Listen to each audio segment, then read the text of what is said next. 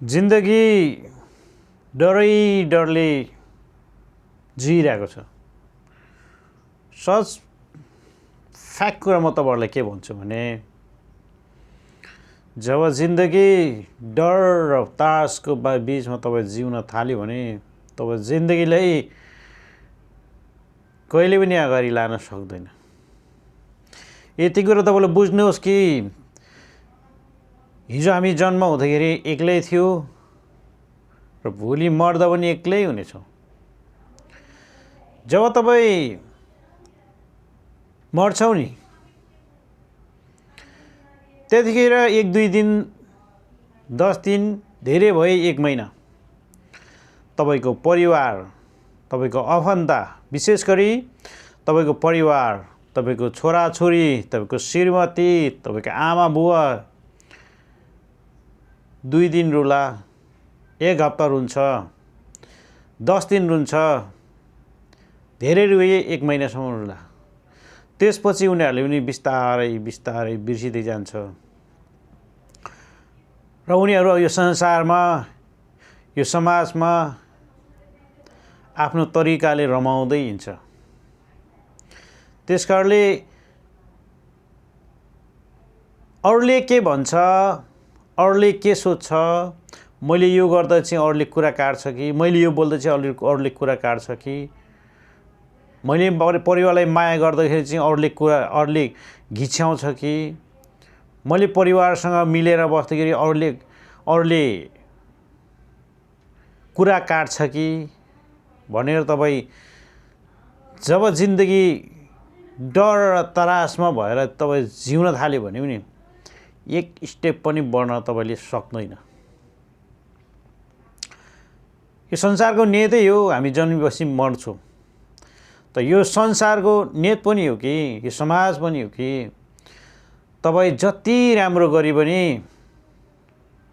तपाईँ 100% 100% तपाईले राम्रो गर्दा पनि त्यो कोही न कोही 5% त तपाईको विपक्षमा निस्किन्छ तपाईको विरोधमा निस्किन्छ तपाईँ 100% सही गर्दा पनि। त्यसकारणले यो संसारमा यो समाजमा तपाईको विरोध गर्यो तपाईको खिल्ली उडायो तपाईको मजाक उठायो तपाईको कुरा काट्यो भनेर तपाईँ निराशपन भएर बस्नु राम्रो होइन। निराशपनले हामीलाई जहिले पनि निराश बनाउँछौँ। चाहे आफन्त होस् चाहे इष्टमित्र होस् चाहे तपाईको परिवार नै किन नहोस् जब तपाईँ प्रगति गर्दै थाल्दाखेरि नि कुनैले समर्थन गर्छ कुनैले सपोर्ट गर्छ भने कुनैले विरोध पनि गर्छन्। सबैले तपाईलाई समर्थन गर्छ सबैले तपाईलाई साथ दिन्छ सबैले तपाईलाई सहायता गर्छ भनेर तपाईलाई नसोच्दा हुन्छ। संसारको नियति हो।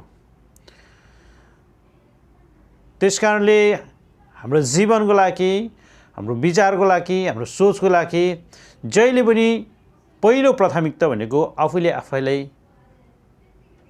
सही ठाउँमा राख्नु हो। जब आफैले आफैलाई सही विचार सही ठाउँमा सकारात्मक सोच लिएर तपाईँ आफ्नो अगाडि बढ्यो भने नि पछाडि जतिसुकै कुरा काटोस् पछाडि जतिसुकै तान्न खोजोस् तपाईले एउटा कानले सुन्नुहोस् एउटा कानले फाल्नुहोस्। त्यसकारणले तपाईको जीवनको लागि स्वस्थ रहनको लागि परिवारसँग खुसी रहनको लागि समाजमा खुसी रहनको लागि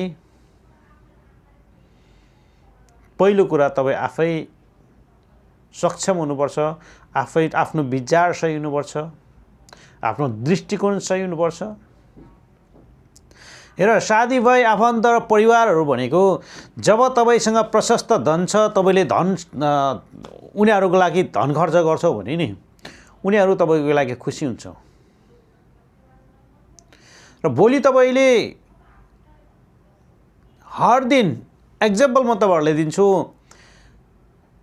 यदि कुनै व्यक्तिले तपाईले हर दिन 5 रुपैयाँ हर दिन 5 रुपैयाँ मात्रै अथवा हर दिन 100 रुपैयाँ मात्रै दिन थाल्यो नि तपाईले दिँदै थाल्दा तपाई 1 महिनासम्म तपाईँले दिन थाल्नुभयो र 1 महिना पछाडि 31 को दिनमा तपाईँसँग नभएको कारणले नदिऊ न, उसले तपाईँको कुरा काट्न थाल्छ। सधैँ दिन थालिदियो, आज चाहिँ किन दिएन भनेर तपाईँलाई केही न केही कुरा काट्न र केही न केही नकारात्मक विचार उसमा पस्छ। त्यस कारणले संसारको धन, यो धन सम्बन्धी भनेको के हो भने एउटा आफूलाई समस्या पर्दा समस्याको समाधान गर्ने यो साधन मात्रै हो र धन भनेको केही पनि होइन। तर केही पनि होइन भनेर धनै नचाहिने होइन। हाम्रो जीवनमा खान पिउन लाउन र संसारको आफन्तहरूलाई, संसारको परिवारहरूलाई तपाईँले खुसी राख्नको लागि तपाईँसँग धन छैन भने त्यो खुसी राख्न पनि सक्दैन। फेरि यो कुरा पनि याद राख्नुहोस्। त्यस कारणले धनी बन्नु, हामी धनरिया बन्नु, हामी पैसावाला बन्नु स्वाभाविक हो र त्यो सँगसँगै परिवारसँग खुसी पनि रहनु स्वाभाविक हो। तपाईसँग पैसा छैन भने तपाईँको परिवार, तपाईँको श्रीमती किन नहोस्, आफ्नो छोराछोरी नै किन नहोस्, आफ्नो बाबुआमा नै किन नहोस्, तपाईँलाई छोडेर तपाईँको विरुद्धमा उठ्न थाल्छ, तपाईँको विरुद्धमा कुरा काट्न थाल्छ। श्रीमतीले तपाईँलाई छोड्न सक्छ, छोराछोरीले तपाईँलाई यदि खर्चै गर्न सकेन भने किन जन्मायो भनेर कुरा काट्न सक्छ। तर बाबुआमाले पैसै नकमाउने छोरा केको लागि चाहियो, नालायक भन्न थाल्छ। त्यस कारणले संसारको धन, संसारको सम्पत्ति चाहिन्छ हामीलाई, तर आफ्नो आफन्त, आफ्नो परिवारलाई खुसी पार्नको लागि चाहिँ धन आवश्यकता छ। र आफूलाई चाहिने सामानहरू किन्नको लागि, जस्तै आफूलाई राम्रो खान मन लाग्यो, राम्रो लाउन मन लाग्यो भने र कुनै ठाउँमा घुम्न जान मन लाग्यो भने पैसाको जरुरत पर्छ। पैसा बिना तपाईँले राम्रो खाना लाउन सक्दैन र राम्रो लाउन पनि सक्दैन र तपाईँ राम्रो आफूले चाहेको ठाउँमा पनि घुम्न सक्नुहुन्न। त्यस कारणले पहिलो प्राथमिकता भनेको आफैलाई स्वास्थ्य राख्नुपर्छ, आफैले तन्दुरुस्त राख्नुपर्छ। हाम्रो सोचमा, हाम्रो विचारमा, हाम्रो ज्ञानमा, हाम्रो बुद्धिमा चाहिँ जहिले पनि सही सकारात्मक, सही विचारको पछि हामी लाग्नुपर्छ। इभन तपाईँ 100 जनामा अथवा 10 जनामा तपाईँ 9 जना नकारात्मक सोचोस्, तपाईँ बहुमतको पक्षमा लागेर तपाईँ आफै नकारात्मकतिर लाग्छ भने तपाईँले आफैलाई खल्डोमा पुर्याउनु हो। तर तपाईँ 10 जनाको बिचमा 9 जना नकारात्मक छ, अब सही विचार छ भने बहुमतको पछि नलागिन एक्लै हिँड्न सिक्नुहोस् र जिन्दगीमा जहिले पनि तपाईँ सफल पार्छ। सङ्गत गुना नै भर पर्छ। सङ्गत कस्तो गर्ने, सङ्गत कसको गर्ने, त्यो आफूमा पनि भर पर्छ। किनकि यो सङ्गत बिना नै हामीलाई अगाडि बढ्नमा प्रेरित दिन्छ।